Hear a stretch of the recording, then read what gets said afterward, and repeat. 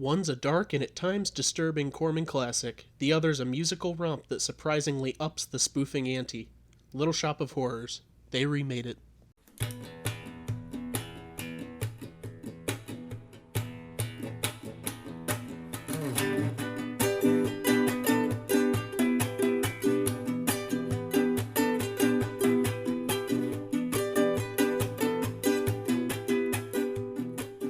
Hi, this is your host Jacob. And your host, Stuart. And welcome to this week's episode of They Remade It, highlighting the Little Shop of Horrors and Little Shop of Horrors. Wait, there's a "the" and without a "the" with these? The Roger Corman one has a "the" at the front of the title, but the Frank Oz one does not. Oh yeah, I'm looking at the list on the IMDb. Yeah, sure enough. Yeah, it has. There's an article there that you miss. It's crazy. That's just one of the many changes. Oh, just the little details. We're getting into it early this time. We're starting right off the bat, but let's not start too early because yes. I want to know what you've been doing. I want to know what you've been up to. What's going on in your life? Oh, just working, hanging out with girlfriends, that sort of thing. Girlfriend. Well, that's not a movie, though. Yeah, I know. And girlfriend singular, I should say, for the record. Hi, Hannah. Oh, don't put an S at the end of that. Exactly. Hi, Hannah's. Anyway, but yeah, I have. I've been watching once again. I've been watching more TV shows lately. I've been catching up on Brooklyn Nine-Nine finally, but the main thing I saw was The Incredibles 2 finally. So that one. Oh yeah, that hit the theaters. Mm-hmm, at least recently, at time of recording. Well, yes. So that was pretty good. It's as is any with most Pixar sequels. It was still amazing, and I loved it. Not as good as the first one. Like the plot for this one was a bit more predictable feeling. Like the original one was like pretty dark in a lot of ways. Like a lot of people died and that sort of stuff. And I actually like kind of the edge it has to it. And the new one loses a bit of that, and there's a lot of twists you can kind of see coming. So it's like, right. It's still good though. It's still amazing. I highly recommend it. So it's pretty by the book Pixar sequel that should not have happened. Toy Story 2 and 3 probably being the only exceptions to that rule. Roughly, I think. I mean, I think this one deserved a sequel because, they had a big world to expand on. But I wish they had expanded on it a little bit differently than they did in this one. But otherwise, right. It's a movie that could get a sequel, but it's not one that needed it necessarily because they didn't leave off with any. I mean, they left off with the Underminer, but that doesn't count. That's not like it wasn't like a cliffhanger plot point. Like, the Mole Man. It's like it's more just to be like, the adventure continues sort of deal. Yeah. So there is stuff that you can do there, but it wasn't necessarily warranted. Yeah, exactly. Still I mean, good, everyone's happy with it though. So. Oh yeah, it's gotten rave reviews. Really? Pretty good reviews. Okay, well, I haven't seen any reviews, so you could have fooled me. I haven't seen it, so I have no opinion on the piece. It's gotten horrible reviews. -6%. Awful Rotten Tomatoes score. So rotten it's become fossil fuel. Or something. I don't know. I'm not a scientist. You did fool me for a second there. I was going to go with the flow and look like an idiot in front of everyone. Nah, I couldn't let you do that. I'll let you be an idiot in your own way. Thank you. On that note, what have you been watching? Speaking of idiot, so I've pretty much done a bunch of garbage this week, or these past couple weeks. All right. So, the first thing is just through a little bit of exploration with media and podcasting and listening to other podcasts, I got sucked back into Cowboy Bebop. Oh. And that is to say, the series isn't that long. I've seen the whole series before, but I wanted to watch it again. So I've been going back through and rewatching that. Still haven't seen it. I still need to. Really good. And it's I think 26 episodes. It's around that length. That's very short. Oh yeah. That's how a lot of animes last, is about that long, unless they're shonen and then they go for 20 years. Yeah, exactly. Yeah, but that's pretty much the only good thing I've done. I watched Disney's The Black Cauldron, a movie I haven't seen since I was 7, and I remember not liking it then, and I still don't like it. Because it has the loosest possible plot and things just sort of happen, and it makes me angry. I mean, yeah. I mean, that's there's no worse indictment for a film than you just go, yeah, God, it just had nothing going on. Or it just happened to me. I just sat there. Yeah, it's like I experienced it and that was it. I had no control over the couldn't- situation. I couldn't tell you that I didn't see it, but that is the extent of what I can say about it. And probably the worst, yet also kind of the best. So I was introduced to a short run podcast series. Well, it still could go on just if they get a different book to talk about, but Right. it's called 372 Pages We'll Never Get Back. Have you heard of this podcast? I have not. I don't know a whole lot of podcasts. So I don't remember both of the hosts' names because it's been a few days since I've listened to it now. But one of them is Mike from Mystery Science Theater 3000. Oh, that's cool. Yeah, and there's two. Connor is the other one. It's Connor and Mike, and they've both worked together for years on riff tracks. So they sat down and they did a podcast going through the book Ready Player One. Oh my God. And I listened to it pretty much all at once because I didn't have to go along with it because I read the book a long time ago. Yeah. That hellish novel. But after that, they have more episodes following up with Ernest Cline's other book, Oh, Armada? Armada, which I have not read. It's actually kind of good, which is funny because Ready Player One is utter schlock, and Armada is at least like comparatively bearable. I can't find it and maybe the podcast influences this a little bit, but I have been going along with this one, reading the book as I listen to the episodes because I hadn't read the book yet. And it is I almost like hate it more than Ready Player One. Oh my God. It feels like it has more of an actual plot to it, like shit story happens wise. Other than just, video games. Whoa.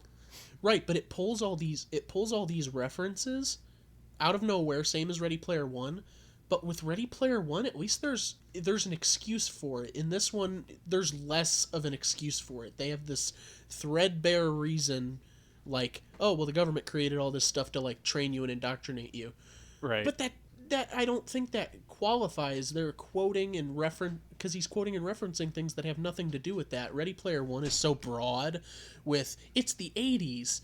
This guy liked the 80s that I feel like it gets away with it even though it still infuriates me.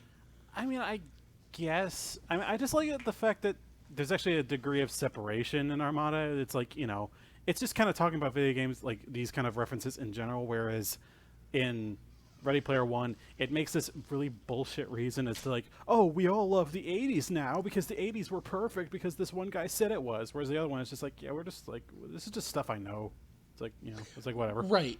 It comes across more as, a nerd actually telling you shit versus a nerd trying to rule the world. Right. And I would not to harp on this too long. This is not the Ernest Cline podcast. Yeah, no, but, Jesus Christ, please no. But for sort of a final note in my say, I would give Armada more credit that way with the references if it was just the main character, because they still give an excuse. Like, he's not only is the world indoctrinated through the government, they created Star Wars, Star Trek, all this stuff, but he goes through his father's old stuff and he watches them to like connect with his father. Okay, I get that. But every other person he meets, including just people at school and on the street, quote the same stuff as him, similar to Ready Player One, where everyone knows this stuff. And all these side characters, like his friend in high school being like, oh, I love this weird, obscure thing from the 80s, and I can quote it back and forth, is just Ernest Cline being Ernest Cline, because it's not the main character. Yeah, I kind of see where you're coming from on that one. I think I just kind of like the plot of Armada. I think it's just kind of cool. I think that's the extent of me realizing is like, that's the only reason I like it. The concept is interesting.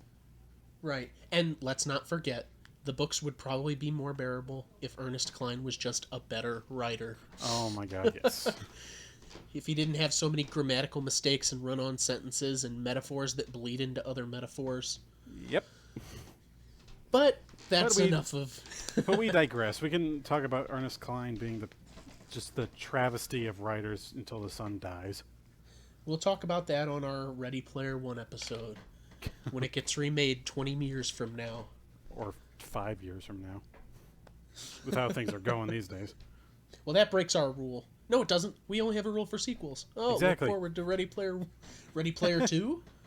Oh my god. Well, That's then where they have a kid. that would be a sequel then, I think. Yeah. Anyway. Anywho, let's go back to the let's just meat get of the right into meat of it. the episode. Let's just get right into a bit of explaining here. Yes. So, a very odd movie in my opinion.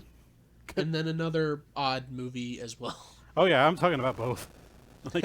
like you know, like we alternate off with what movies we pick, and then for this one, Jake picked, and I didn't know what to think going into it, and after having seen both movies, I still don't really know entirely.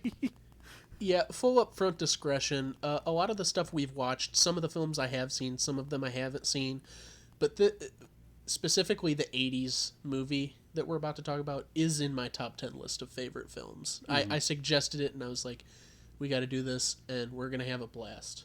Oh yeah, trust me, I'm not trying to imply this was a bad decision in any way. This is incredible.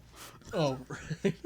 So anyways, let's get started with The Little Shop of Horrors from 1960. Yeah, so take it away with just the first 10 minutes of insanity.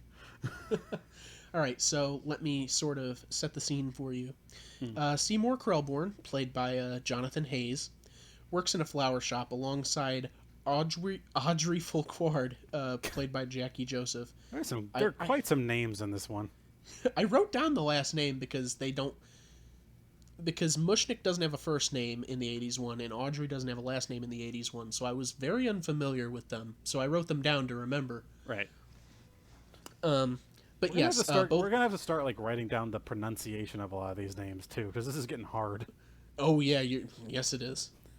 But yes, both of these people are employed by one Gravis Mushnick, played by Mel Wells.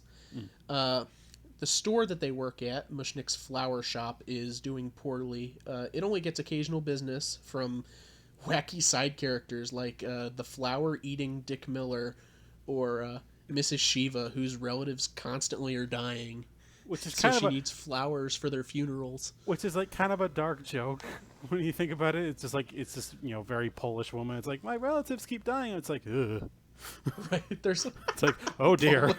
I didn't think about it that way. Yeah. But yeah, there's a lot of dark humor Oh yeah. in this, but that may be the darkest. I mean, there's some pretty dark moments in this.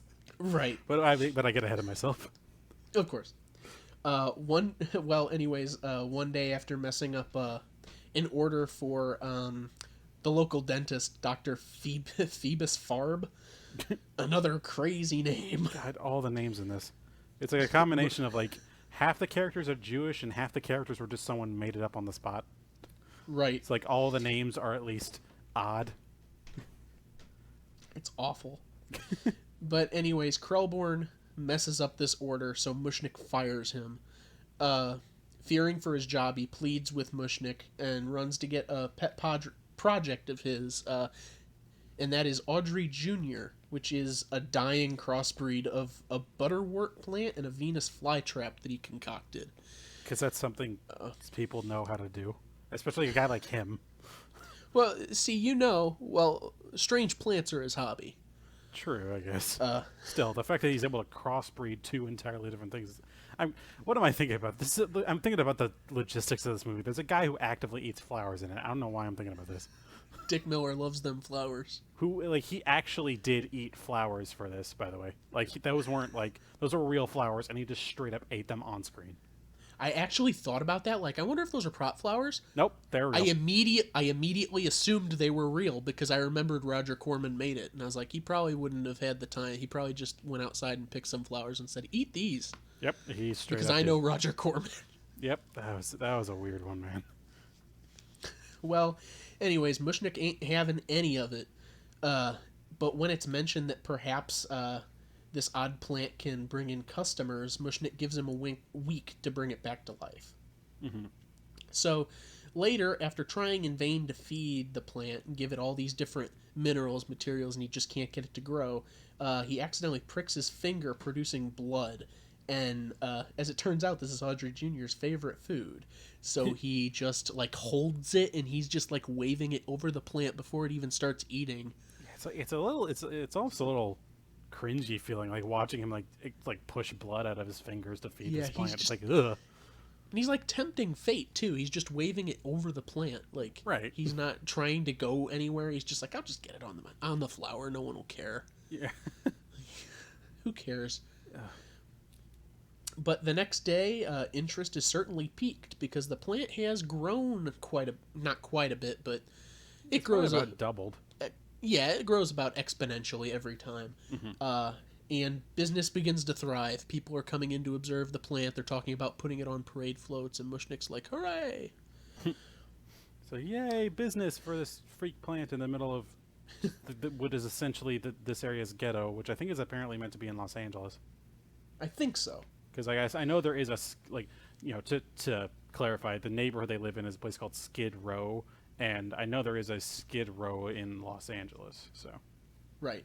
Is it called Skid Row in the Corman one? Yeah. It opens up with it opens up just kind of out of nowhere with this like film noir style opener, which doesn't even kind of play into it until later. But it does start off with like this detective saying like, it all started in a little flower shop in Skid Row. Oh, you're right. Or something like that. You're right. Some weird detective. All right. Yeah. It like starts off like it's going to be this whole noir thing, but it only really pops into it like a good 2/3 into the film. Right. But all is not well for Mr. Krellborn, because he can't keep feeding the plant the blood it requires. He's all tapped out. He's looking a little flush, and he's tired. So There's only so much you can do to your fingers there. So naturally, he goes for a walk and proceeds to instantly kill a man out of anger. He just straight up like accidentally bonks a guy on the head and knocks him into a railroad track, and he gets ground up by a train. Yeah, he angrily projects a rock. He's like, "Oh, my life sucks," and this rock beams a man in the head, and he falls onto a train track and is squished. Yeah, and it's just like, and then he proceeds to gather up the eviscerated remains into a sack. Yeah, he goes, "Aha!" Seymour thinks. And he takes it back and decides to feed it to the plant. He's like, "This has blood." He doesn't even you can't even give him that much credit. He doesn't come up with that immediately. Like he collects it because he's like, I gotta do something with this, and he keeps trying to hide it, but he keeps getting seen, and so he's just carrying around this wet sack, and then he brings it back to the shop. He's like, all right, fine. But what if I were to feed the plant the remains of this homeless person? Mm-hmm. I think it was even delightfully devilish, Krellborn. Okay, that's the reference you were making. I was like, you're going you seem to be scripted with this. No, I just pulled that out of nowhere. I know you did, Jake. I thought it might work. It did. Delightfully devilish. Whatever. I can't do the voice. But even trying to be as discreet as he is, Mushnik is watching him from the shadows because, wouldn't you know it, he went out to eat and he has no money on him. So he had to go back to the store to pick up some cash. But, he witnesses gruesome murder, so it seems. Yeah. And runs away. Yeah. Next day, Seymour is confronted by Mushnik, who asks him about how much more the plant will end up eating and like what it eats, with Seymour lying through his teeth about what and how much it consumes. Right. 1,000 Japanese beetles, I guess he says later. Yeah, he ate 1,000 Japanese beetles. That's realistic. Yeah, exactly. Which I think at that point you start losing reason. There was when there's a giant Venus flytrap man-eater in your freaking store. Yeah, there's no more room for reason at this point. Yeah. Just let's feed it the bodies. It's just chaos and madness now. But Seymour has lied through his teeth so much that he gets a toothache, and so he has to go to the dentist mentioned before, Dr. Farb. Yes. played by John Shaner. Who I should at least mention early on in the movie, you see him only briefly as he's ordering flowers, as he's just straight up torturing this guy in his dentist chair. Like, this is a malicious guy. Yeah, he's just like twisting the tool in his mouth while he's on the call. With some pretty brutal sound effects as well. It's like, God. Yeah, it's horrible. It's like, even by like older movie standards, it's a little harsh. So he goes to visit Dr. Farb, and Farb, immediately figuring out this is the guy that screwed up my bouquet earlier, tries to physically assault him in the mouth. Which, you should not say that to anybody without context. We have context. We have reason. And even with context and reason, it sounds just horrible. But Seymour's having none of this, of course, so he kills him instantly. Yeah, just straight up knocks him dead. Well, he then hides the body momentarily and plays dentist to the true star of the film, Jack Nicholson. Oh who my God, yes. promptly leaves the scene after 3 minutes. Yeah, he like plays this like dental masochist type guy who just shows up and just basically begs the doctor, played by, being like Seymour playing doctor, to just fuck him up. And it's so weird. It's like, so you gonna weird. use that? Uh-huh. Are you gonna use that? Yeah. He like doesn't know what to say. And like he's just honestly just YouTube Jack Nicholson and Little Shop of Horrors, and that's the extent of like how I can describe it, because it's a thing you gotta see for yourself. It is up there because it's the most famous scene in the movie. In fact, I've told Stuart countless times since it arrived, but yeah. I ordered a DVD copy of this film, and Jack Nicholson is literally the face on the front of the box. Yeah. And he is the only name on the cover of the box. It says Little Shop of Horrors, and then below it, Jack Nicholson. And this is either his first film ever, or it's his first horror film, because I've seen him credited as both. Right. Well, he did quite a few Roger Corman pictures. Okay. I don't know if this was the first one, but he did quite a few Roger Corman horror films that I remember, just in like small roles. Gotcha. So they probably market it that way just because, well, DVDs are a recent invention. They're like, well, Jack Nicholson's a big name in this. Why don't we market it as that? It'll sell more copies. Right. But anywho, what happens after that? Oh yeah, he feeds the body to the plant, of course. What else would you do? Exactly. What are you gonna do with a body? Yeah, he takes the dentist's body, takes it to Junior, and just feeds him to the brim again. Into the meat grinder. Well, as a result of the plant's spectacular growth, Seymour's gonna go get some flower award from some committee. As a sort of celebration, Audrey and Seymour opt to go out on a date with Seymour's mother. While meanwhile, Mushnick stays behind in the store and watches Audrey Jr., which took a lot of prodding from Seymour. Like, no, I'll stay with the plant, because remember, he saw what Seymour did. Right, so he knows the thing's a man-eater. Yeah, he didn't just see him with like a bunch of body parts. He saw him feed this plant the body, so he knows. But the scene with Mother is really uneventful and really forgetful. Yeah, I don't remember a single line of dialogue from it. I remember... No, I can't even say I remember that. I remember his mother was angry about something that Audrey said. And that's it. So I'm not even going to delve into it. It's generic, like, romance setup stuff. Yeah, corny. Haha. Uh-oh, she's down in medicine. Yeah. So that's comical, right? Anywho, back at the shop, Mushnick makes a guy kill himself, essentially. Yeah. A robber shows up at the store and says, "Give me all your money." And Mushnick's like, "Oh, it's in the plant." And the guy's like, "Oh, it's in the plant." And goes in the plant. Who I'm fairly sure that robber guy is actually the guy who voices Junior as well. It is. It's Charles B. Griffith, who was also a director of the movie for some scenes. Yeah, exactly. Like it's just he did a lot. Corman reuses a lot of stuff. It's his style. You know how Hitchcock appears in all of his films? Well, Roger Corman is a tight ass. It's the theme. Yeah. It's a pastiche. Yes. So, anyways, the plant has now eaten victim number 3, if you're counting along at home. I think it'd probably be like 2.5. You probably couldn't get all the guy off the railroad tracks. Right. Well, anyways, later, Seymour and the plant are arguing about it being fed more remains. But Seymour swears off killing for good. He's like, I ain't killing no more. So the plant uses, of course, its hypnotic powers to make him go out and kill a prostitute. Out of nowhere, by the way. He just goes, hey, Seymour, turn around. You're asleep. Now do my bidding. Okay. Okay, I guess I'll go kill a prostitute. Oh my God. He does it, and then he feeds it to the plant, victim number 4. So we're in the home stretch of the movie now, really. It's the following. Like some detectives have shown up at some point. Oh yeah, immediately it's after the prostitute thing happens. We get a scene with detectives like, we're investigating this thing, yeah, and we're investigating this guy. It's like a Dragnet style. Yeah. Like Joe Friday, like, okay, where's the bodies? Like, if I could do a deep Joe Friday voice. Yeah, the very generic, style voice.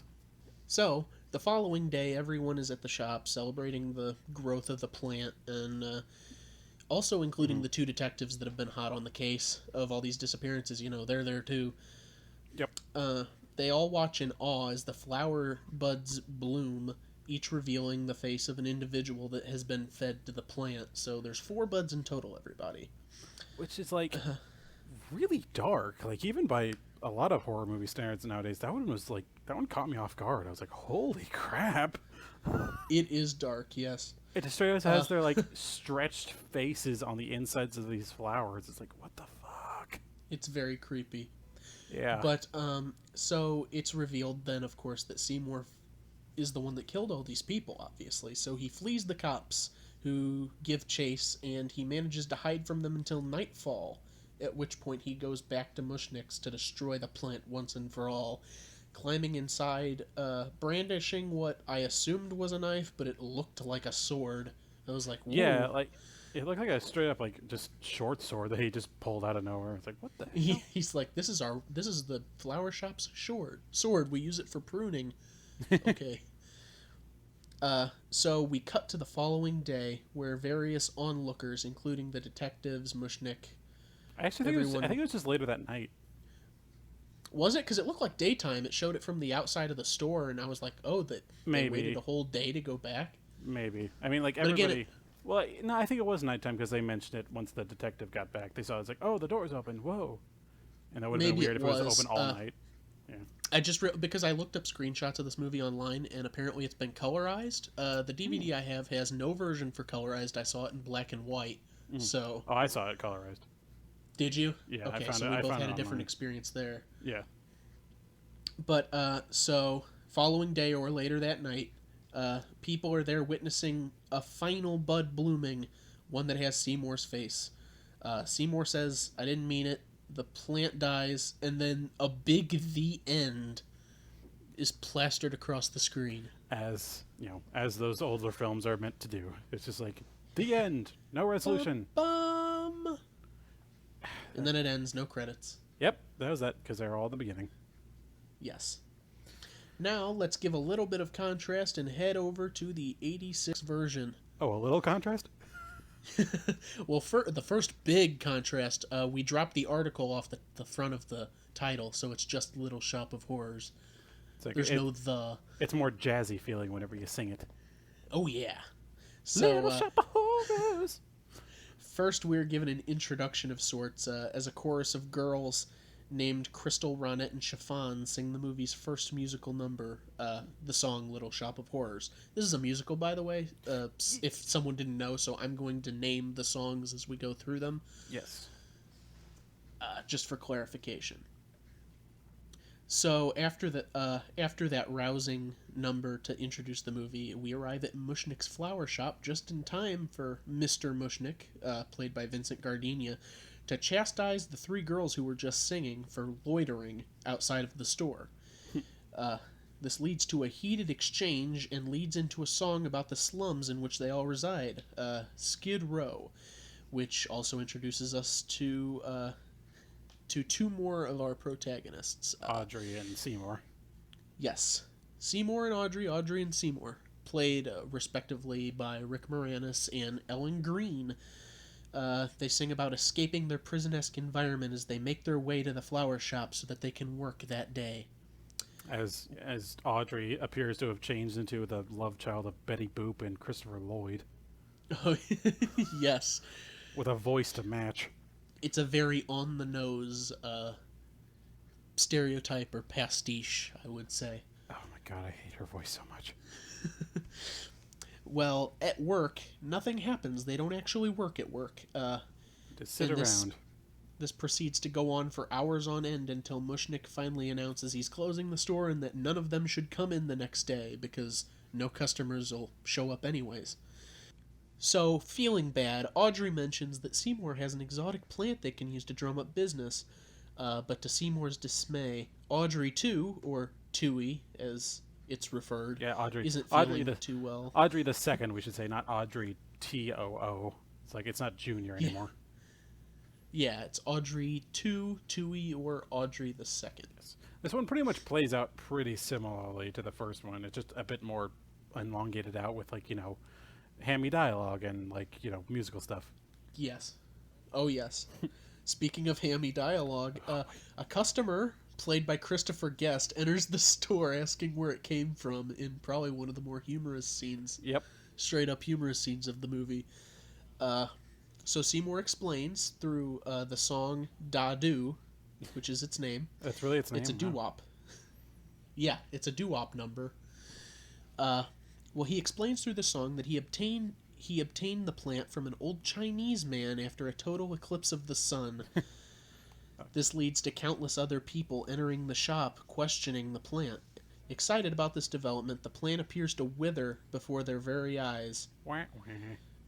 And Mushnick orders him to revive it. You're not going anywhere, you're staying here till that plant's better.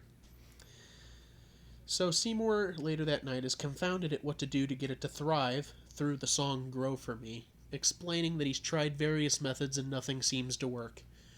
While cleaning up his workstation, he picks up a rose, or a thing of roses, and pricks his finger, causing him to bleed.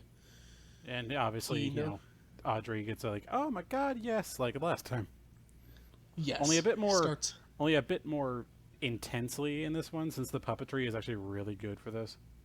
Oh yeah, it's Frank Oz. True. I should say, famous Jim Henson Company alum.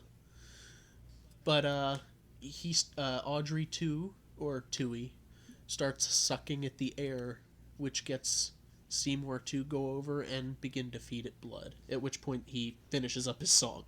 Mm-hmm. It's like, oh, well, all right, it likes blood. Anyway, I was singing. So, later on, presumably the next day, because the plant is now thriving and growing, Seymour takes the seemingly lecherous Audrey 2 onto a radio show hosted by John Candy in order to highlight the store and its display of the weird plant. Unfortunately, Audrey, the real Audrey, misses the broadcast, and after being chastised by Mushnick about her choice in men, and also by the three choral girls about her choice in men, she launches into another musical number, Somewhere That's Green, which highlights her fantasy dream life living with Seymour. Sorry? Which it's just like, I like this movie a lot, but it drags on a lot of the not just the relationships, but a lot of specific scenes, whereas the first one, it was like, oh yeah, they established they like each other, that's it. Whereas this one, it's just like entire songs, which I know it's based off a stage play, so... But still, right, it plays into it. But man, it goes on a lot. And there's parts I like about that and parts I don't like about that, but we'll get into that. Yep.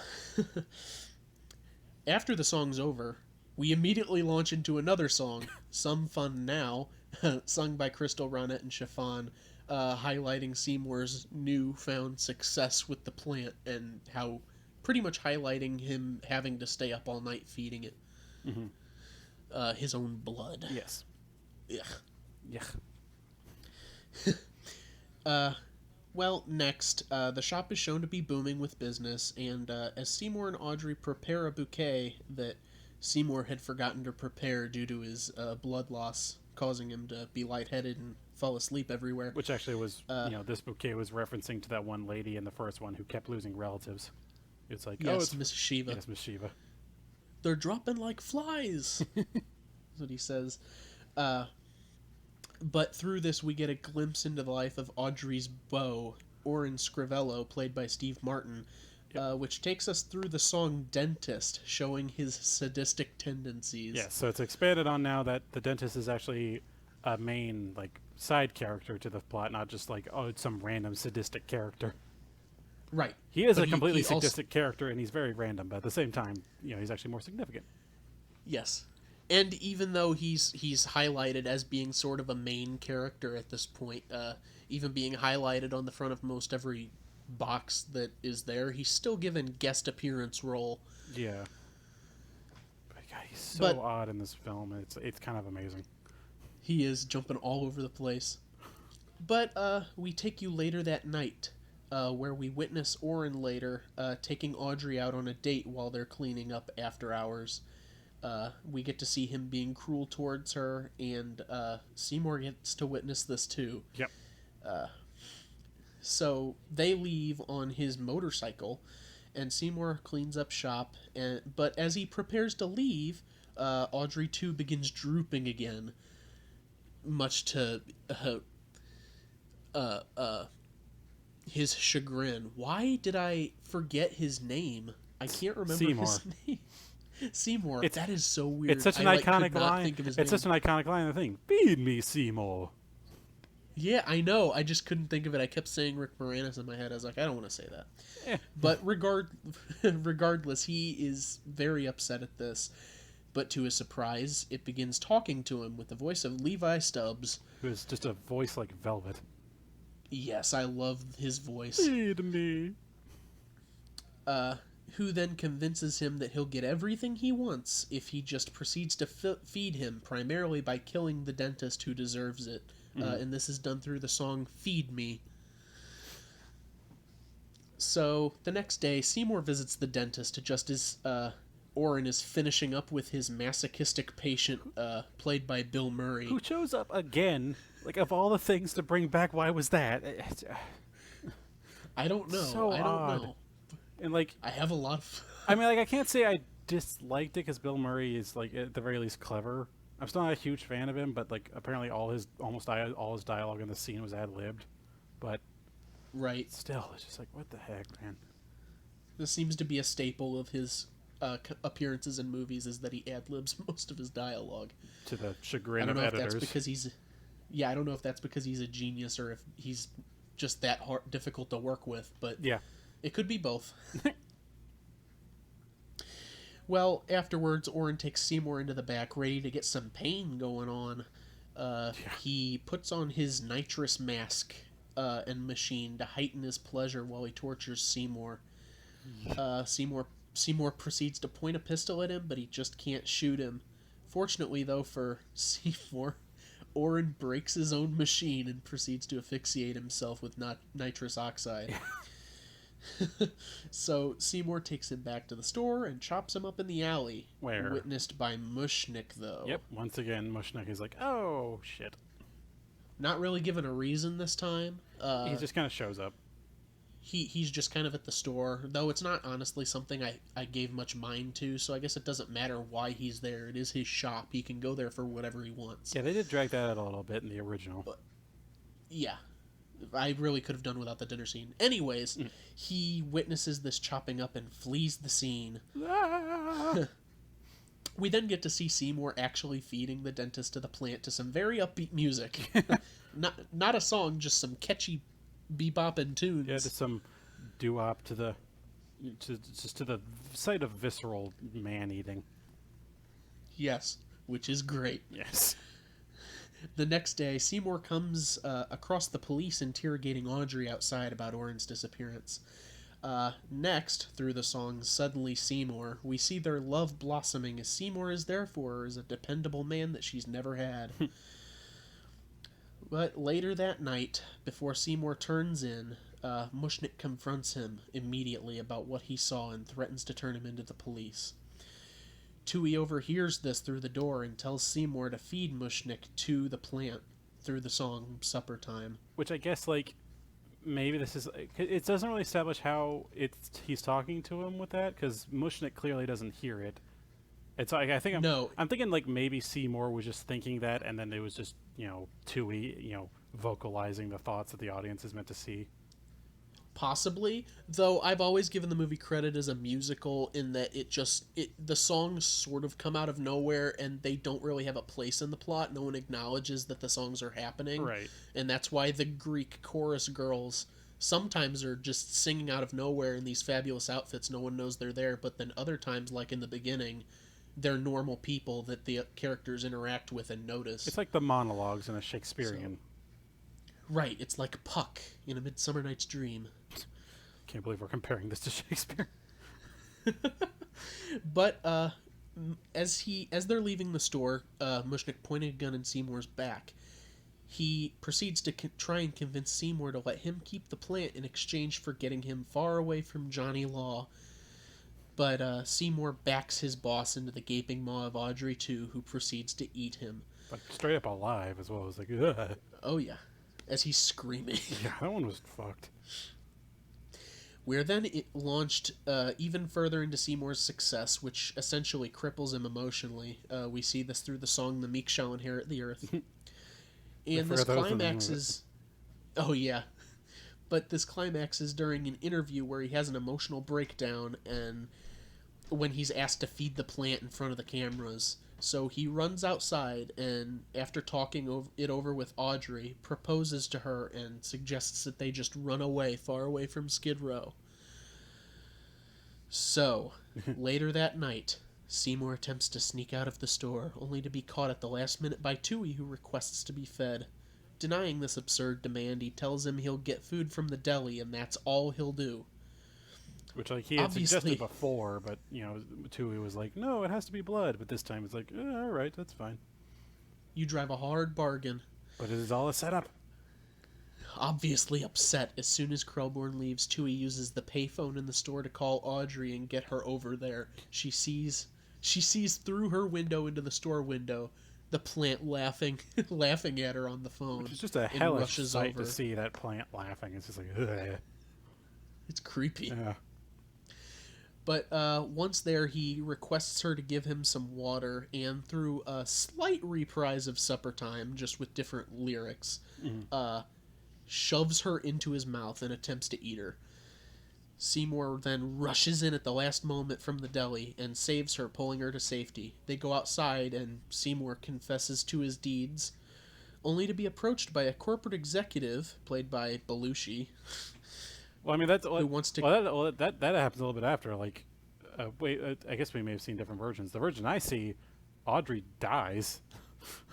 That's the original ending. Oh, okay. I didn't. That's the director's cut. I didn't see the remade version then. But yeah, you continue then.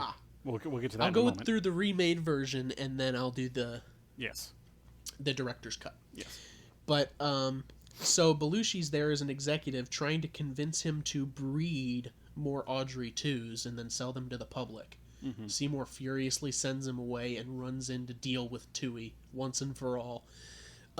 Through the song Mean Green Mother from Outer Space, Seymour proceeds to learn that Tui is an alien being from the cosmos, and over the course of this romp, Tui destroys the store and collapses the ceiling onto Seymour, presumably killing him. Yes. But through sheer force of will, he pulls himself out, holding up an exposed electrical wire, and proceeds to electrocute the plant, which then explodes in very comical fashion. It just blows up. Bam! As those older movies that stock are wont to do. With like stock explosion clip art almost. Yep, that sounds about right. Yeah. We then cut to Seymour and Audrey getting married and moving into their dream house, which is the exact house pulled from the Somewhere That's Green music video. And we pan down into the garden to see a tiny bud of Audrey II smiling at the camera, and then the movie ends. Yeah. And then the alternate version. We need like a musical sting for every time we find, a thing that has an alternate ending with how often we run into them. Alternate version. So, in the alternate version, he gets there too late and she dies. He pulls her out and takes her outside, and she sings a slight reprise of Somewhere That's Green and dies in his arms. Her dying request, realizing that it's a beautiful thing to happen, is that he should feed her to the plant so that he'll continue to be successful and she'll be with him always. She was weird like that. Yeah. So he complies to this request. And like sacrificially like carries her to Audrey too and just drops her in his mouth. Yes. Well, he can't bear to live with this anymore, so he runs across the street from the store onto the roof and proceeds to almost jump off, committing suicide, until the executive not returns, but in this version comes for the first time, Yeah. trying to get his attention. And he's like, I got some buddings from the plant and we've produced mini Audrey 2s and we'll sell them everywhere. To which Seymour horrifyingly scrambles away back into the store, just leaving the executive in the dust. Yep. So again, we go through the Mean Green Mother from Outer Space music number, but this time the plant gets a hold of Seymour and devours him whole. Yep. Last that we see of him are his glasses broken on the ground. Yes. So then we get to see Crystal, Ronnet, and Chiffon in front of the American flag, explaining that subsequent to the events we just witnessed, similar events are occurring everywhere across the United States. Yeah. As they began to sing the final song of the film, Don't Feed the Plants, we see the plants terrorizing the city, growing larger and larger until they're essentially taking over the world. The audience is told that we can still fight the menace, but only if we stop feeding the plants. A large version of Audrey 2 bursts through the screen, which is probably amazing when you were watching it in the theater. Yeah. And then we get a "the end" with 2 exclamation points and a question mark, I believe. It's like, what? What? Yes. A sequel that was never intended. Yeah. Just a joke. And never happened. Yes. But that is Little Shop of Horrors, the original and the remake. Jeez. These are quite some films. Like, I did not know what I was getting into when I was going to watch these, because I've mentioned it before. I've thought I've seen it before, but I always mix up this and Rocky Horror Picture Show just by the titles. And so I went into this realizing, no, I haven't seen the 1980s version.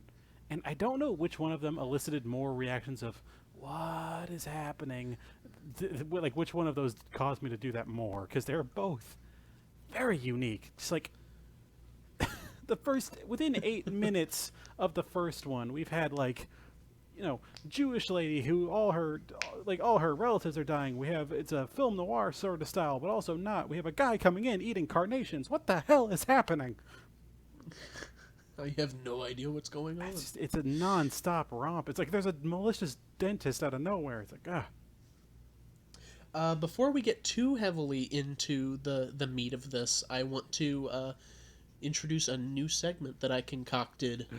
Gasp. Now that we're a bit further into our podcasting careers, yes, I think that it's finally time to bring this to light, and that is a podcast segment called Full Circle.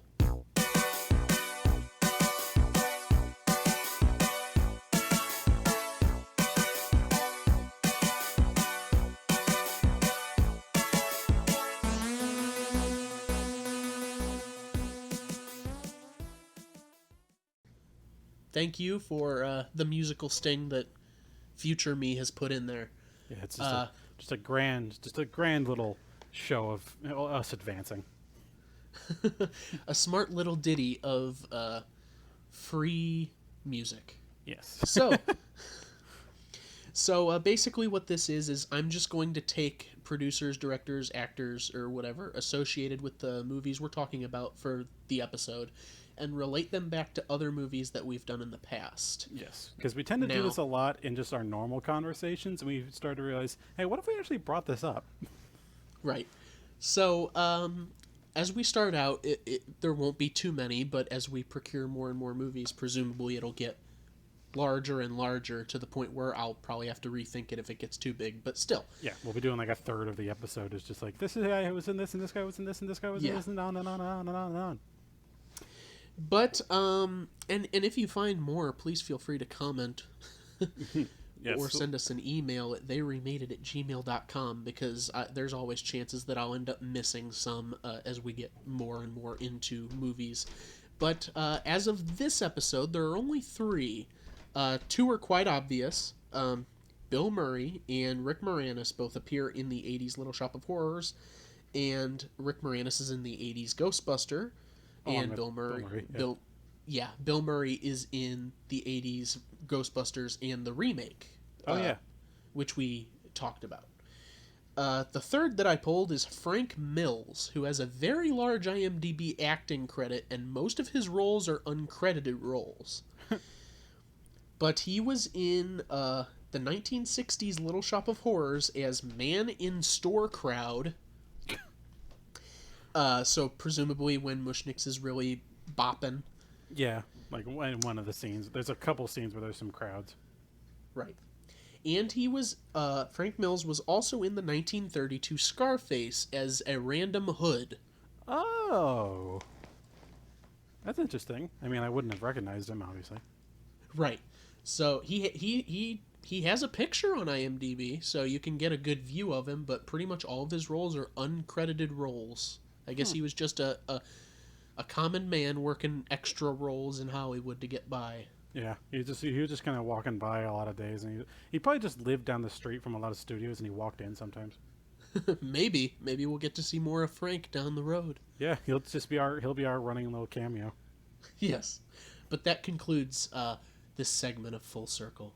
I don't think I'll have any outro music for that. Just let's talk about the movie. Yeah, let's move on. No climax for that one. Let's just get into it. Yes. So, How do you feel about, like, sort of the darker tones of these movies? Do you think one was darker than the other? Do you think maybe it was unwarranted? Or do you think that the comedy in both instances sort of, I think, like, brought it out? I think it was more explicitly dark humor in the original one because it's just a lot of the comments they would say and, like, just kind of, like, back, like, what was the way you put it? It's, like, it's kind of, like, Jewish comedy. Oh, yeah, it's very Jewish humor. It's, like, very blunt but also very dry there's a sardonic wit to it. Yeah, exactly. It's like the situation of like it's like I fed you the finest atomic fertilizer and that sort of stuff, and like I don't know why you don't like me or this sort of thing. Right. Or like I bought it from a Japanese man, and you're thinking, oh, he's gonna go into like some mystical thing. It's like he said he found it just laying in some cranberry plantation, and you're like, oh. It's like, that's a little anticlimactic, but it works. Which itself is actually a reference of the day, because apparently there had been it was either a blight or some sort of pesticide that had been involved with cranberry plantations back in the day, so a lot of people got sick. And so people actually were kind of fearful of stuff that came from cranberry farms for a while. I can see that. It's like saying nowadays, it's like, oh yeah, I found it was growing in this spinach farm or something. I found it in a patch of wild asbestos.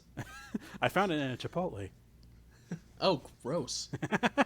But, yeah, specifically in the original, Mel Wells has a lot of great asides, and he sort of, like, embodies that Jewish humor. One of my favorite bits in the movie probably is when Mushnick sort of calls Seymour, like, his son. Like, you're like a son to me, I'm like your father. And then it's on the table, it starts wilting and dying, and Seymour's like, oh, what do we do about this, Pop? Or what do you think about this, Pop? Dad? And he's like, Pop, Dad. He's like, Dad, who you calling Dad? Just dead face looking at the plant, like, doesn't look at him, or he doesn't say it angry. Yeah, exactly. So, He's like, just I defeated. Like, with that kind of humor, just, like, on top of just the dark things that are happening, I think that's the one that's more explicitly dark humor, whereas in the newer one, it's like, it's a very clearly dark story, but the fact that it's a very doo-wop style musical on top of it, it becomes dark but also comedy. So it just by association becomes dark comedy. But I don't think it's not quite as integrated. It's very Right. like it's funny in the sense of why are these two things mixed together? It has a dark storyline, but it goes about it with this. Like I said at the beginning in that intro, like the original had spoof tendencies for the genre, Right. which was very surprising to me watching it. I didn't expect it to be sort of that self-aware, I guess. I don't know if it was because of the times or because it was Corman or what I I mean, was expecting, but it wasn't that. I mean, it was kind of this was kind of the same time as like Young Frankenstein, right? Roughly. Young Frankenstein came. I thought that was like a '70s picture, wasn't it? Yeah, yeah, it's true. And this was like So about 60. 10 or so years later. Yeah, so this one was a bit ahead of its time for that style. At least it feels that way. There might be others in that heyday that did it the same mean, way or even better, but Probably. but talking about that, the '80s one does have the darker storyline, but it more so is like a spoof movie. Right. Oh yeah, very There's much so. there's tons of humor that is directed at the fact that movies are made this way, or another movie would do something similar to this and it would make sense, but in reality it wouldn't work that way. Like when Christopher Guest says he'll buy like 100 roses, Oh and yeah. everyone's like $100 100 worth of roses. roses. Yeah, $100 worth of roses. Like $100, and it cuts to the bums outside the window, and he's like $100, but you can't hear him because he's outside. And he just mouths the words. So he just looks like he's mouthing it. Yeah. They get a lot of that in there, I feel. Which I kind of So- think, which I'm sure is trying to like recapture the spirit of like how the original stage play of it did. Which because this is very clearly based off of a stage play from the original movie, actually. Right, which, of course, we're talking about movies, so we Yes. will reference these, but we're not discussing the Broadway musical. Oh yeah, and I don't we're- know anything about the Broadway musical compared to this. I just know it exists. And we're not discussing the 1991 cartoon Little Shop, Yeah. based on the 80s movie either. We're not talking about either of those. Yep. But, I guess, I don't know, what do you want to sort of go into?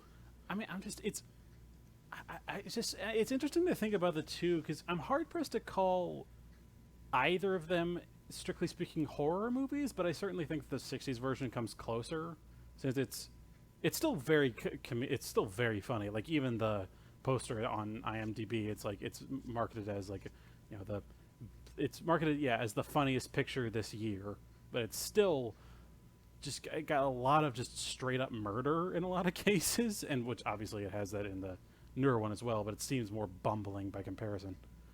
Right. So I mean, well, except for, the first incident, he just right, exactly. throws a rock and it kills the guy. Yeah, but then like he just straight up kills the dentist and the Yeah. prostitute later, which again, And the sort of- robber in Mushnick's case. Oh yeah, but it does get. It is way, in my opinion, way darker, especially at the end when it just shows their stretched like skin and face inside each of the rosebuds or whatever. And it's just like even like if you had remade that in modern style and everything, that would look incredibly creepy. Like it still Right. it even looked creepy then, like just with the attempts at recreating with like paper mache. It was very creepy. I would definitely call the original horror, and I've always considered the newer one dark comedy musical. I never really considered it a horror movie because it's not scary. Yeah, no, it's like yeah, it's Like there's no odd. points. Yeah, there's no points like designed to scare you. There's gore and there's violence, but there's other movies that do that as well, and they're not horror either. It's just a fact of life. Whereas the fact that the plant is not only eating these things, but it's like reproducing them, and like Right. that's the horror aspect. That's Yeah, exactly. It's like bleh. it'll give you nightmares. Yeah, like I'm sure I this think- was really scary for the time. Oh yeah, Like just that bringing that clip up at the end, like that scene up at the end, was like whoa.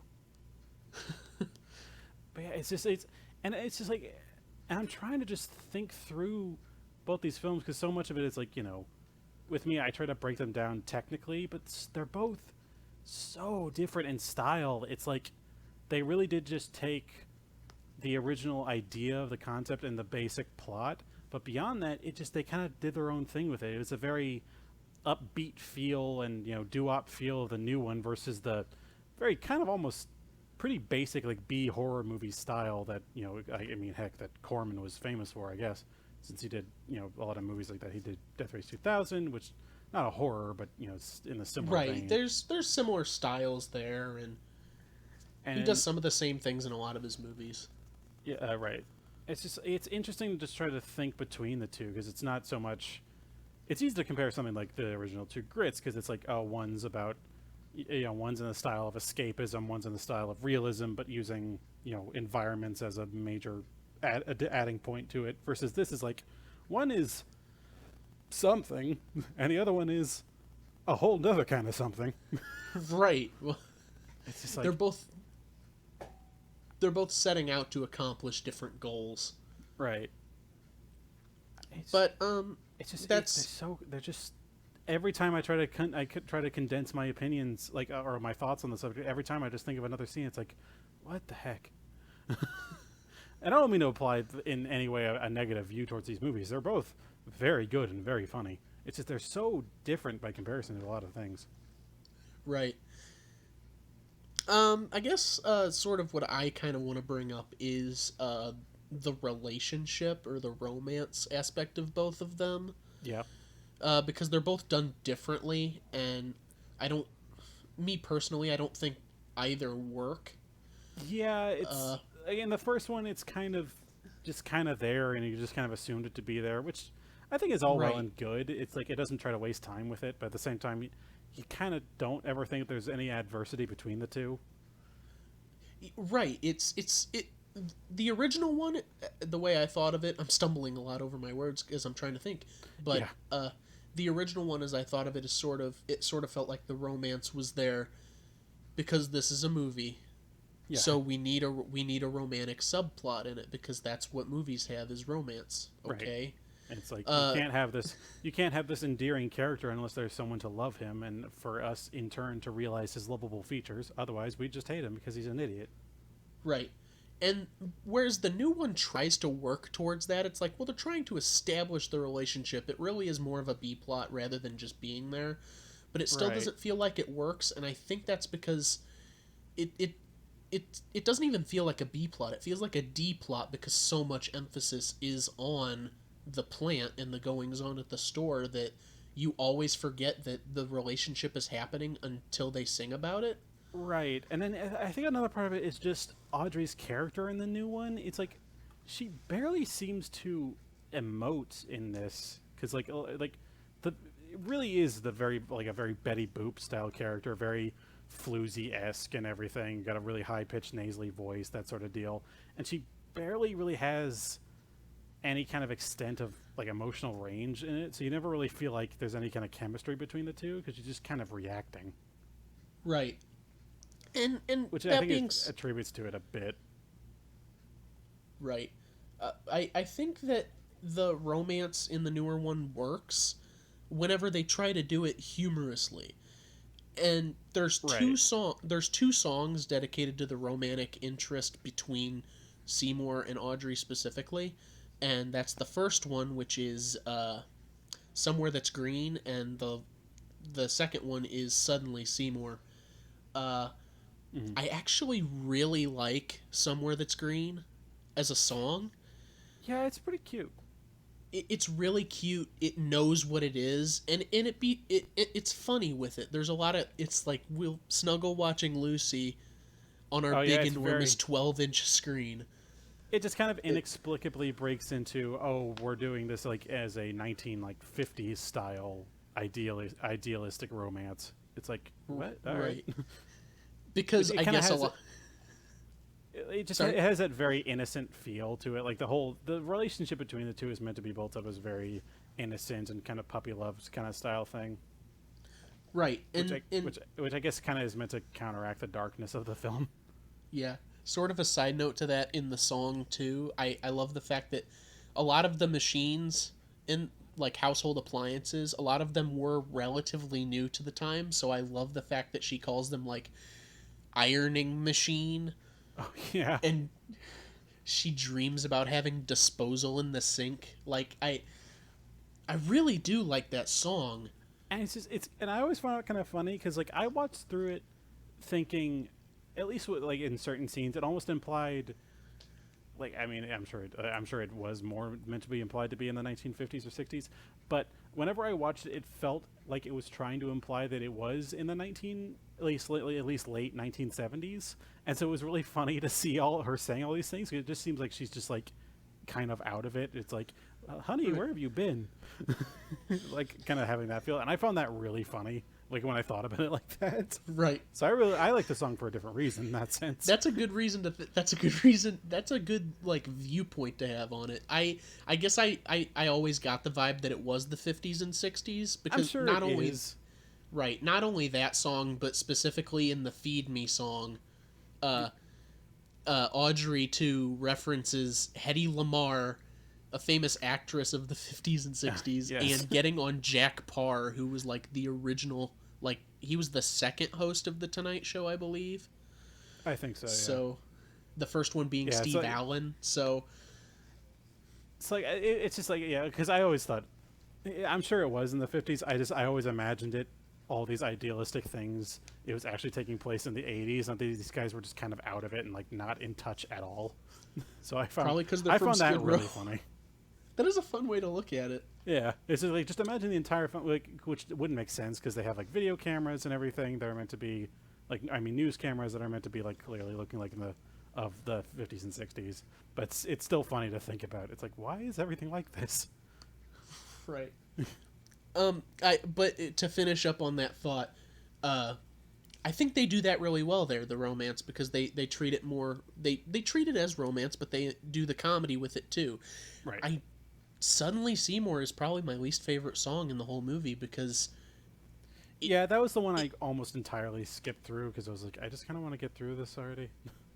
it sticks out like a sore thumb because it's the only song in the movie that doesn't have any real elements of comedy to it. It's building up the relationship as a really serious thing, and I don't know. It like I said, it sticks out like a sore thumb. If there were other songs in the movie, then maybe I'd feel different about it. But it's built itself up as a dark comedy, and then they have this real moment Yeah, I'm that sure just doesn't feel right. It feels like it would make more sense for the stage play version of it, but in a movie, it does feel very out of place.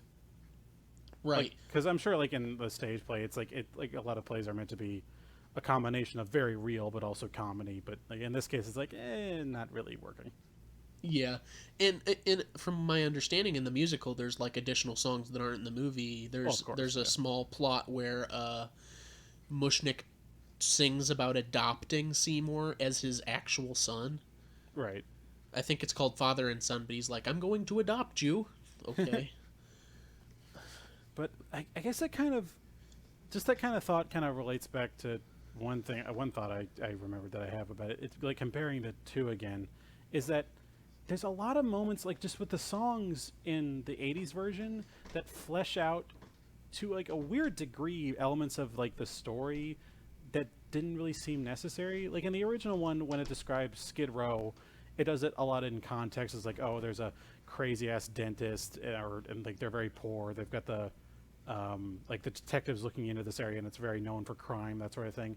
Whereas in the 80s version, they have an entire song detailing it out, but it doesn't really feel like it's necessary because the story itself isn't really about Skid Row. It's just the setting of it. Like if it were something like, you know, West Side Story or that sort of thing, singing about the place you live, where the setting itself is a major component, then it's like, yeah, it makes sense to have it. But in this one, it doesn't. You could pretty much, like, with the exception of, you know, establishing the relationship between Seymour and Audrey, you could kind of skip over the entire song and you can kind of figure out the rest of what you need because it doesn't really affect anything.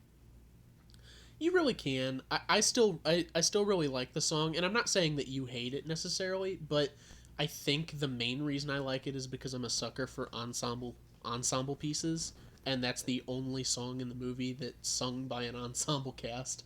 That's fair. I mean, So I can hardly say I'm not a fan of those, so, you know, I still like the song. right, like that's what I was saying. I'm not putting words in your mouth. I just think that I like it for that reason because I can't really pick out another reason why I like it. I like the guy Right. that says the food is slop and he dumps his wife's cooking out the window. Yeah, But yeah, that was funny. But yeah, it's moments like that where, along with, you know, suddenly Seymour, where it feels very forced almost, whereas the original one, it maybe didn't flesh out stuff enough in some cases, like the relationship, but it didn't really feel necessary to the overarching plot. Right. I do agree with that. So it's like Um, that's kind of the big difference between the two. Like one is not necessarily streamlined, but it's it tells you what you need, and it kind of gives a bit more environmental storytelling. yeah. And while we're still on the focus of the musical aspect of the '80s version, because I feel we're about to change subjects from that, Right. from the songs, because there's not much else to say. Mhm. Uh, Give me sort of a detail of yours. What was your favorite song and your least favorite song? Because I gave mine. Um, So I honestly think mine. This, I honestly just think mine was Dentist because just Steve Martin just goes all out for his role. it is a It's really just good villain song. yeah, it's a really good villain song, and it's so weird, and it's like and it does have that like very right turn for it because it's like it starts out it's like this is our first introduction to Audrey's boyfriend, and he's on a motorcycle, he's being like all like, oh, I'm all so gritty. It's like, and my mama told me one day, it's like, son, you know what I want you to be? I want you to be a dentist. And then all of a sudden he breaks into like his dentist like smock and everything, and goes into the dental office and starts like torturing his patients. I thought that was a great right turn. I was Right, like, he oh just my sheds god. his leather jacket as soon as he enters the room, and Right. everything changes. And just everything just it keeps just getting crazier and crazier throughout this whole thing. Like, he ends up having like walking to this little room where he has a shrine to his mother out of So nowhere. great. And like it ends with him just like telling a patient to say ah, but then he keeps saying it more loudly, so say ah. That song also, it does have my favorite line out of any of the songs, and Mhm. that's "Who wants their teeth done by the Marquis de Sade?" I forgot about that one. Yeah. I think that's really great. Oh, but yeah, like I think that one really does kind of go the whole ham hock to coin a phrase, with just how ridiculous the movie can be, and I think it really paid dividends for it because it played up this character perfectly, and so, like I said, Steve Martin gave his all for it. Right. Even though he's horrible, it makes you want to see more of him. Like, well, when's he coming Exactly. back? Which is like the mark of a good villain. It's like you don't want a villain that like hate so much that you don't like watching the movie because you hate that they're around. It's Right. like you got to give them at least some charisma, otherwise, like, what's the point? And they just blew it up to 11 with this one. It's great.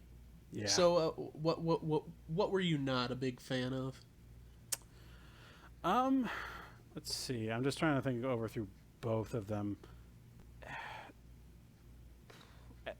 I with the new one, it did feel a bit too hammy at times. Like, I know that's the whole point in a lot of cases. But some cases, I'm still not a huge fan of Rick Moranis and just like his like that style of comedy sometimes.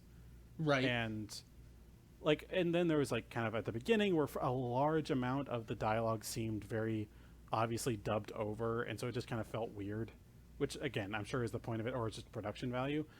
But still, it's just like little details like that. The whole thing had this weird feel to it, and between that and Audrey with her voice and everything, there were just entire parts of the movie I was just like, all right, I'm just not enjoying myself. Like, anytime there's certain moments on screen, it's like, nah. Mm-hmm. I'm trying to think if there's anything like that in the original one. I think just Seymour's acting in the first one in general wasn't great. Yeah, I'm not a fan of Jonathan Hayes, and apparently he's in a lot of other Corman productions. I don't recognize him, but Yeah, eh, it's like we've seen bumbling characters like that 1,000 times before, and they've all been done way better. Like anything from Charlie Chaplin to like Buster Keaton, if with only the old ones. But yeah, I was like that covers a lot of years. yeah, but like in like that style of stuff, like it seems like he's trying to do that in the '60s version, but he doesn't really pull it off. He just kind of seems more insufferable than anything. Right. It's I agree. He has that way of talking too, where I look at him and I'm 90% sure that he's putting on a fake voice and that's not his real voice. I can just oh, I'm tell, certain but of it. there's still a hint of doubt because I don't know the man, but I'm 90% sure that it's that I know he's an actor, but that specifically is an act that he's putting on. Well, so many films back then, a lot of people were putting on voice. Even all the other characters in the film were putting on some form of voice or another. So he clearly was putting on something, but his just wasn't believable. Right. It takes you out of it. Or it took even me out of it. like even Audrey, like she wasn't that big a thing, but she seemed to act fine. And then Mushnick, I think, was probably one of the best parts in the film.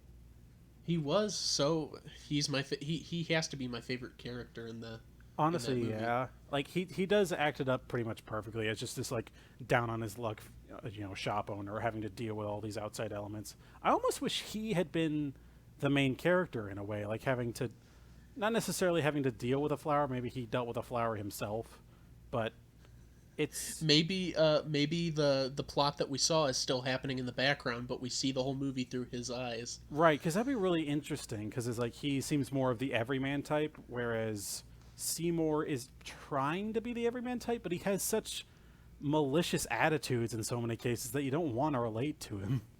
Right. He's just downright mean sometimes. Yeah, like, exactly. without intending to be. It's It like peeks through, I guess. yeah, it's like in older movies, they kind of play the card of, oh, he's just kind of a doofus, that sort of thing. But this goes from like doofus to just like kind of outright jerk in a lot of ways. Whereas I think Mushnick really did kind of hold the more emotional high ground.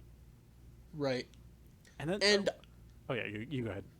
oh, I was just gonna say, speaking of both of them, I didn't really consider this at first because I wasn't thinking of my favorite actor / actress. But I think that Mel Wells playing Mushnick in the original is probably my favorite actor in that movie. Right. And I think in the '80s version, I think Vincent Gardenia as Mushnick is probably my favorite actor in that movie too. Huh. I like a lot of the guest appearances, how hammy they can be. Steve Martin's over the top, and John Candy is very over the top for the amount of screen time he gets. But I think that Vincent Gardenia is probably my favorite player. I mean, there really aren't that many consistently recurring characters, I guess, for both of them. But I come close. He's on my second, but I think the guy who did play Audrey too, like just the voice, I can't remember. Levi Stubbs. Yes, I think he was amazing. Just like his voice and his singing, he's the iconic part of the film, and so yes, and so I definitely remember him most. I think Mushnick was not quite as cool, or at least as lovable as he is in the original one, mostly because in the end he does end up betraying Seymour, sort of. Right. But yeah, and like even thinking over it, I do actually kind of like Rick Moranis' acting in the original one. I certainly think he's a better Seymour. He does come off more as the everyman trying his best sort of thing. You mean Jonathan Hayes? What? No, like you said Rick Moranis in the original.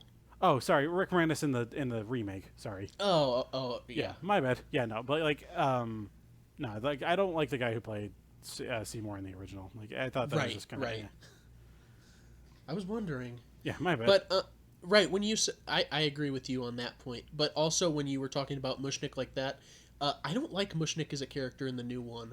I just think, in my opinion, I'm not including Levi Stubbs because it's just the voice, which is still golden and it is acting and it's fantastic. But out of all the actors there, I think, in my opinion, Vincent Gardenia was the best actor.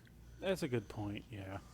If I'm still hesitant to say like Steve Martin because I only consider him good in the sense that he just didn't hold back for his character, which it just like created this very interesting archetype. But yeah, I guess I gotta agree with you. Probably Mushnick in the '80s version was probably the better actor. And it's odd to kind of see the talent on display here because like you got guest appearances and stuff, but then the people up front, it's like yeah they're okay. But there's guest appearances everywhere. I know. But I think my least favorite actor in all of them though has got to be the Audrey in the new one. I know it's like I've said it 1,000 times before, but I'll say it again. Deliberately annoying archetype is still annoying, and the fact that she's our leading lady throughout the entire film, I kept telling myself at the beginning, it's like, all right, I'm gonna get used to this. I did not get used to it. I just could not stand it by the end. I agree with you. It is a very grating voice, which is I won't even say no. I'm not gonna say it's a plus. It's very weird in the song. I don't know if you noticed, but in the song "Suddenly Seymour," she sung plenty of times throughout the movie, and she has that whiny voice still. But in "Suddenly Seymour," she like turns into Tina Turner, and I was like, I that don't. can't be Ellen Green singing, is it? She's like so over the top. The whininess just disappears for most of her lines. It's crazy. I'll be honest. I don't remember it at all, mostly because I actually skipped most of the song. I was just like, all right, whatever. I do, but I don't. But I don't doubt you. I'm sure they brought in someone else to do that one. Right. Or, I mean, I don't honestly know Ellen Green from any other film, so I don't know how she normally sounds. It could Right. just be her normal singing voice. Yeah, and I she don't just didn't. know. She didn't want to put on any more airs for that one in particular. Right. I'm not sure. Who knows? Maybe they brought in like the original singer from the Broadway. Maybe. They very well could have. Hmm. But, I sort of want to get into real quick. We talked about Levi Stubbs, but I want to talk about the puppetry in both of them because both are puppets. Just Oh yeah. one has more talent behind it, but it's also had more years to accumulate that talent as well. So, Right. how do you think the puppetry sort of holds up in the original Little Shop, like considering what time it came out? I mean, I've certainly seen worse puppetry.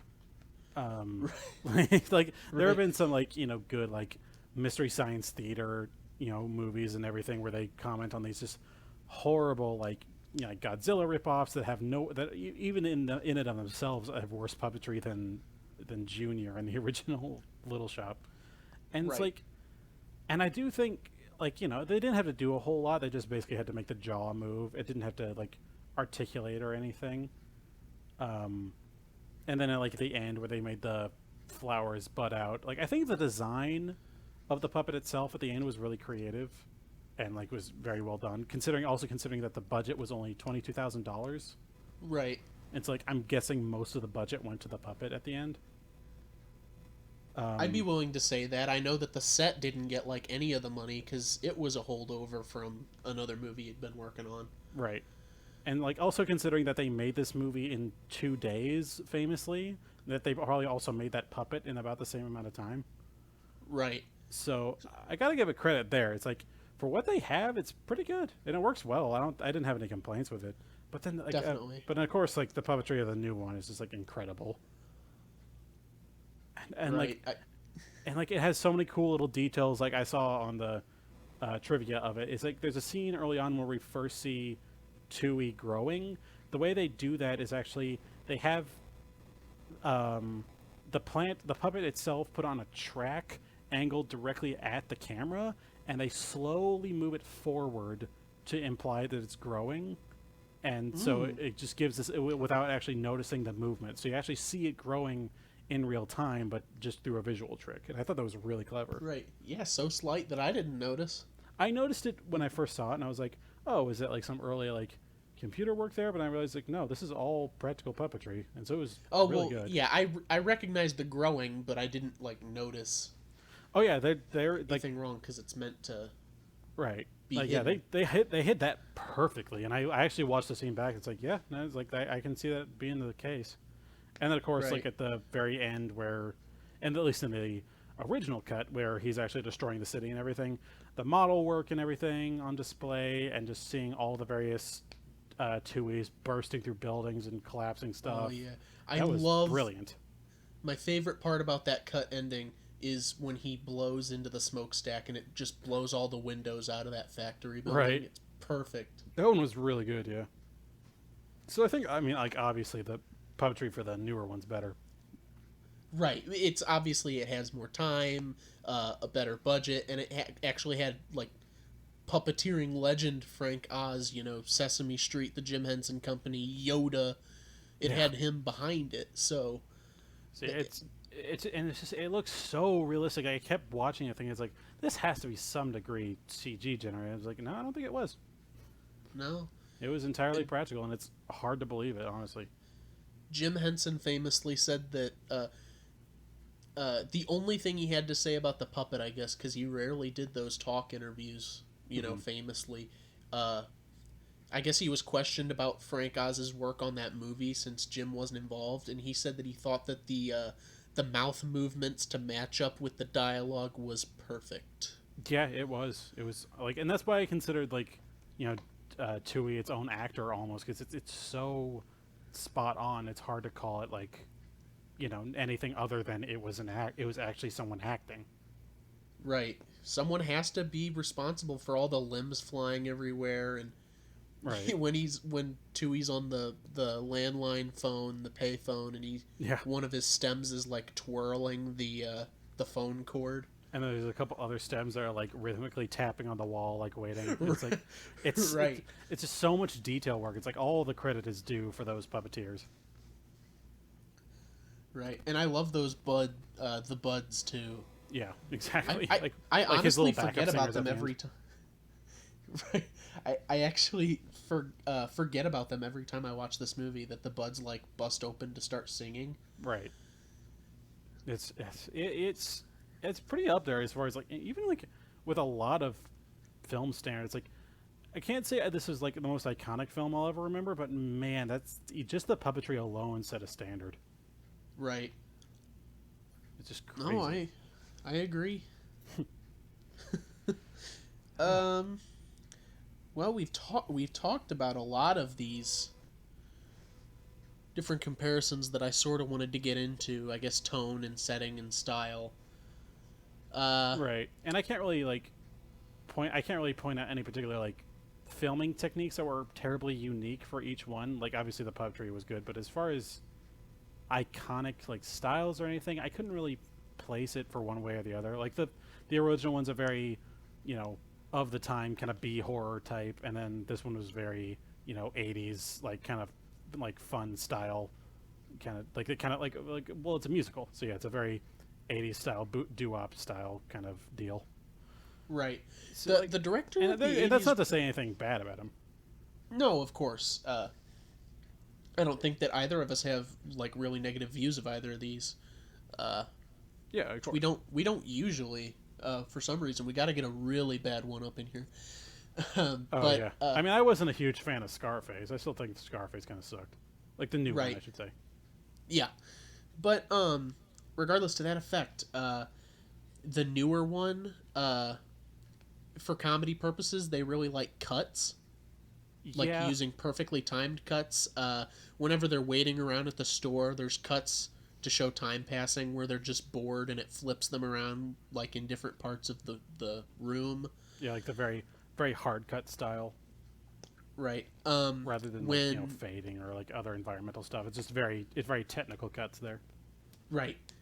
Right before the song "Dentist," Mushnick is talking to Audrey, and he goes, "What kind of professional wears a jacket?" And then it cuts Who wears a leather immediately to jacket? right, cuts immediately to him on his motorcycle wearing the jacket. Or I guess what kind of professional drives a motorcycle? Regardless, Right, exactly.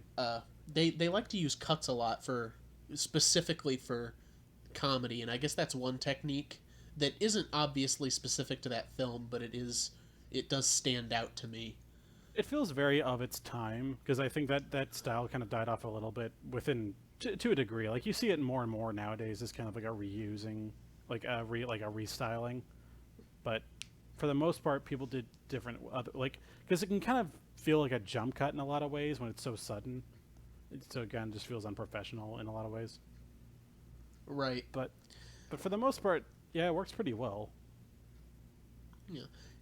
And sort of signing off on that, I guess, since we're talking about directorial styles, is there any part of the '60s one or the '86 one that really stood out to you? I know we usually talk about, I guess, our favorite shot or our favorite line of dialogue in either of the movies. So I'm trying to think. I'm trying to think what the most standout scenes in each one was. I mean, it's never anything that's like, you know, super obvious. It's like my favorite scene was like whenever he first gives the cough medicine stuff to his mom. She's just like, ooh. so, like, you were telling me that before we started. You really like that. Yeah, I thought it was freaking hilarious. Just like an unintentional thing there. But I'm trying to think, because like that's the problem with a lot of comedies and everything is that they kind of, since there's so many like particular jokes and everything, it tends to muddle what you consider like to be a key scene or a key shot.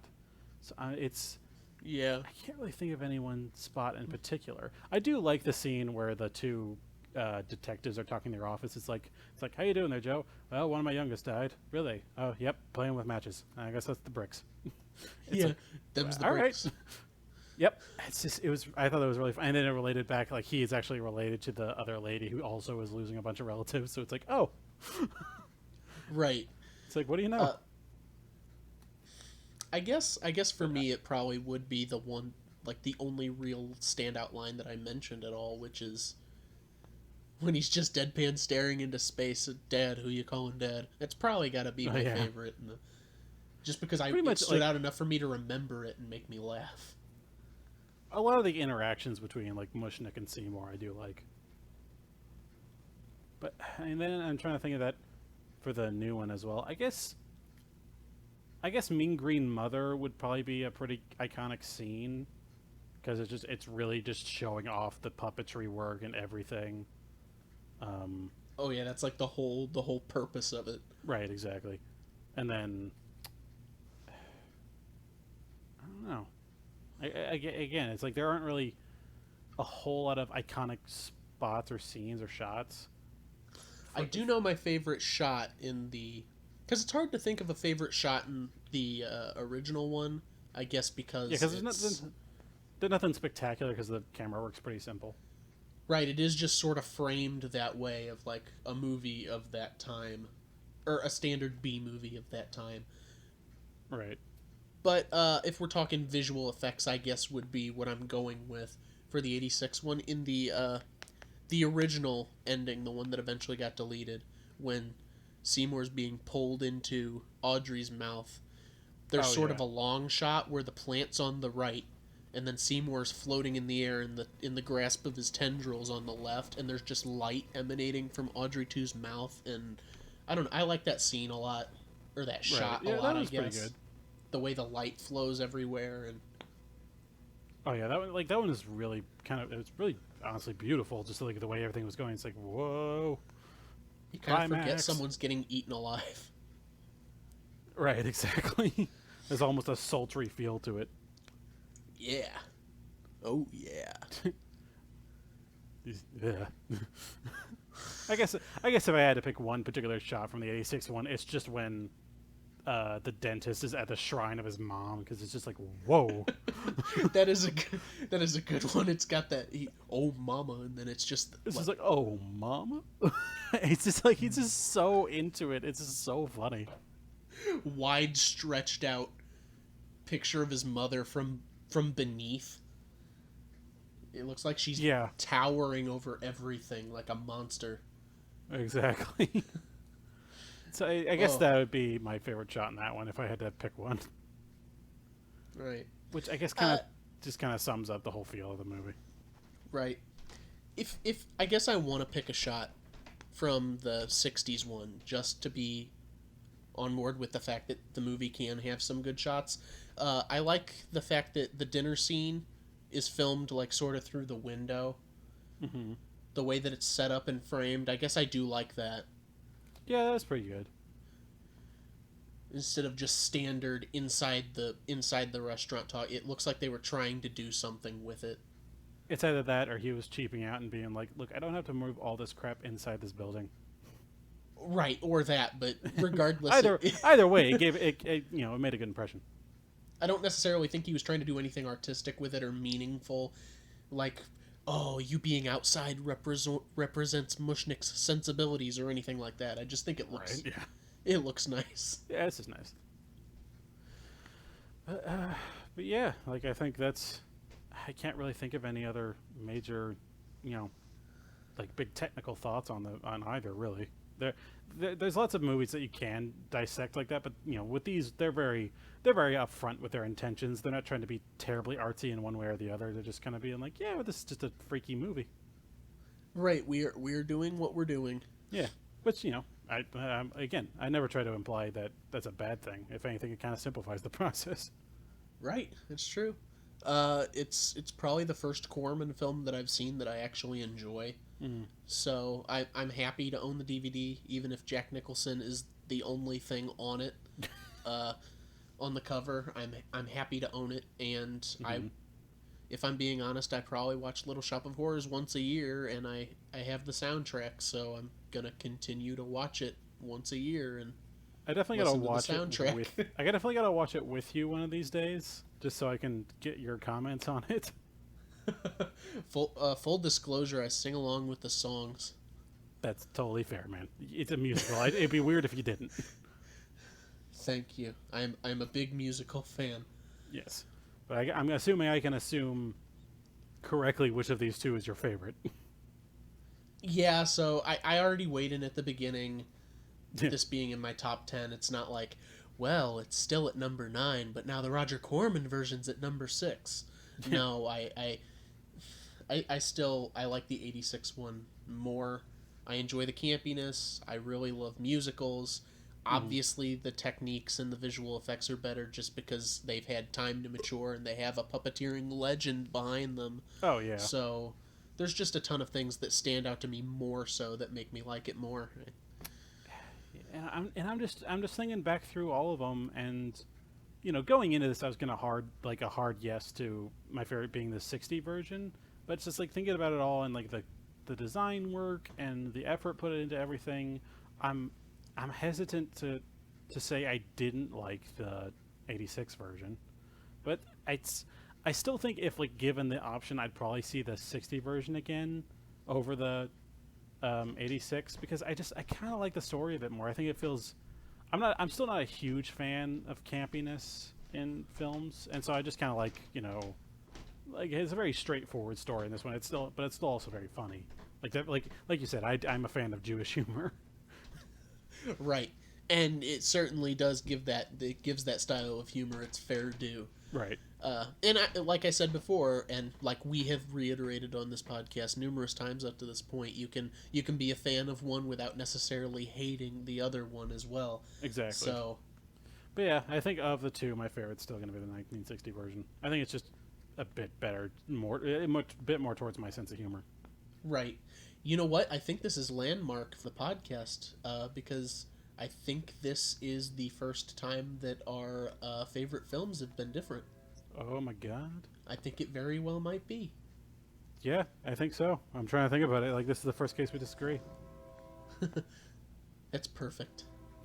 All right, so I mean, those are sort of my final thoughts on them. They're both good. One works, in my opinion, one works well as a B horror movie, which I know I've mentioned on the podcast before that horror is my favorite genre. Right.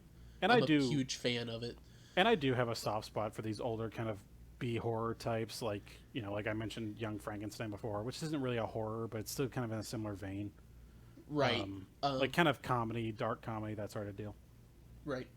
And I think the newer one works great as a dark comedy, and I think it works fantastically as a musical because they're it by when analyzing a musical, there's a lot of songs that are used to explain various things, how characters are feeling, and there's only one song in the movie that I'm not a fan of, and that's huge for a musical. Usually, Yeah. you're almost split evenly down the middle.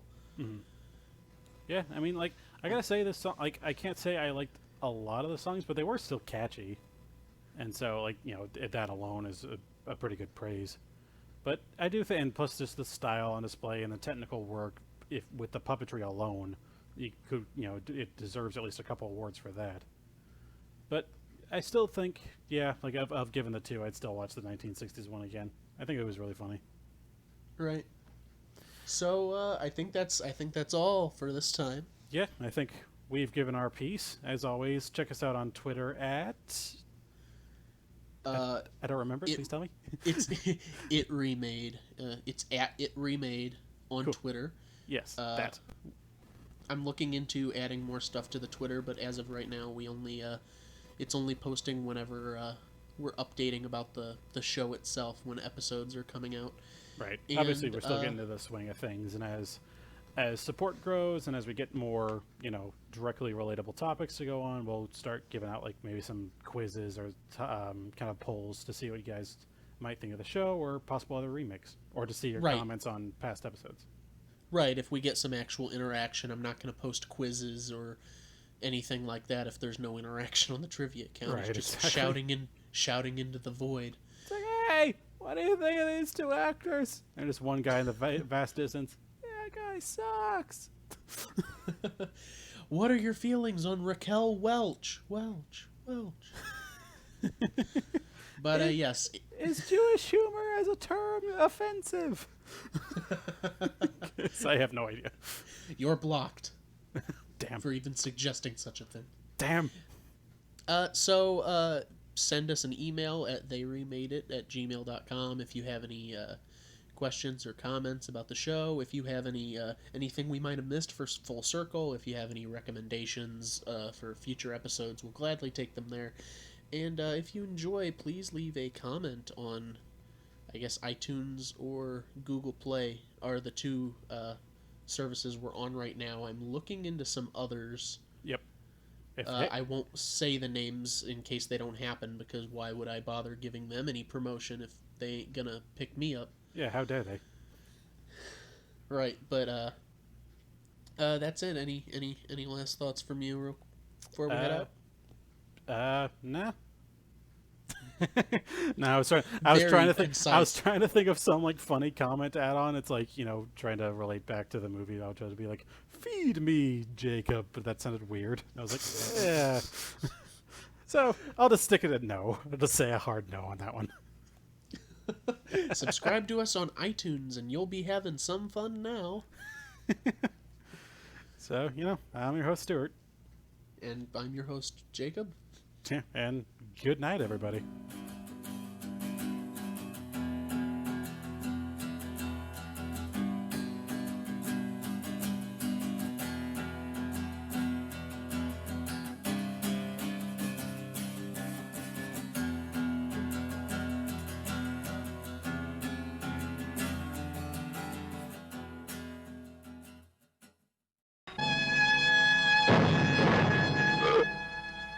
Where a man-eating, talking plant gives homicide something to think about. I didn't do it. Do what? Whatever. Ever see this man? Man, see picture. Why are you so nervous?